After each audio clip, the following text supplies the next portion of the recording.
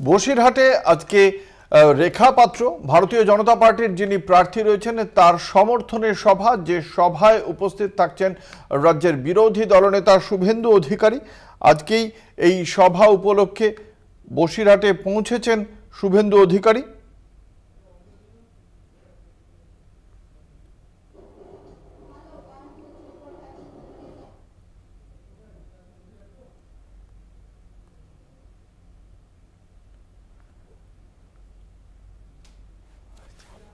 আমাদের সঙ্গে রয়েছেন আমাদের প্রতিনিধি রিয়া মাঝি। রিয়া, শুভেন্দু অধিকারী আজকে রেখা পাত্রের জন্য তার সমর্থনে প্রচার করবেন। রেখা পাত্রের আজকের যে জনসভা, সেই জনসভায় ভিড় কিরকম দেখতে পাচ্ছ? কারণ সন্দেশখালী ইস্যুর প্রেক্ষিতেই এই নির্যাতিতার একেবারে সামনের সারিতে এগিয়ে আসা, তার প্রেক্ষিতে সাধারণ মানুষের সমর্থন কতটা, কি দেখতে পাওয়া যাচ্ছে?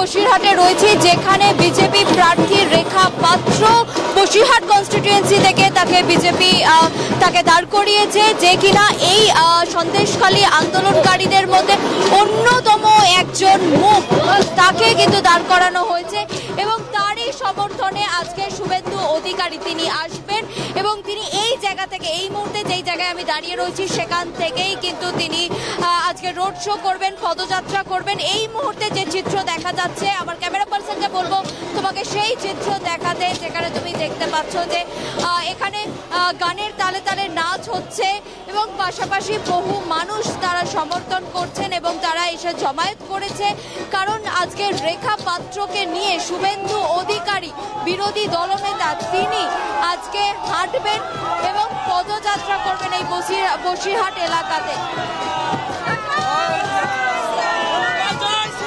আপনাদের জানিয়ে রাখি, মৈত্রবাগান থেকে টাকি রোড হয়ে ইটিন্ডা রোডে বোটঘাটে পর্যন্ত চলবে এই রোড শো।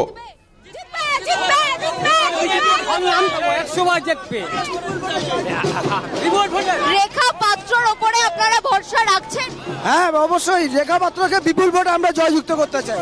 তো ওনার যিনি বিরোধী রয়েছে, অর্থাৎ তৃণমূল কংগ্রেসের যিনি দাঁড়িয়েছেন, তিনি কি আজিরুল ইসলাম, উনি কিন্তু ভোট খাওয়া রাজনীতিবিদ, সেই জায়গায় দাঁড়িয়ে রেখা পাত্র কি জিততে পারবে, কি মনে হচ্ছে?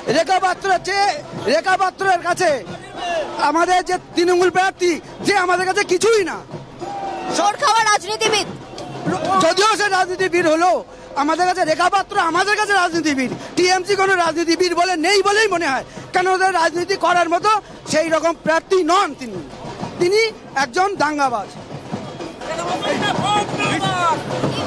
বিশ্বযুদ্ধ বাদানি জিনিস হোক, আজিরুল ইসলাম বিশ্বযুদ্ধ বাদানি লোক। 2009 তো এখান থেকে আপনারাই ওনাকে জয়যুক্ত করেছিলেন।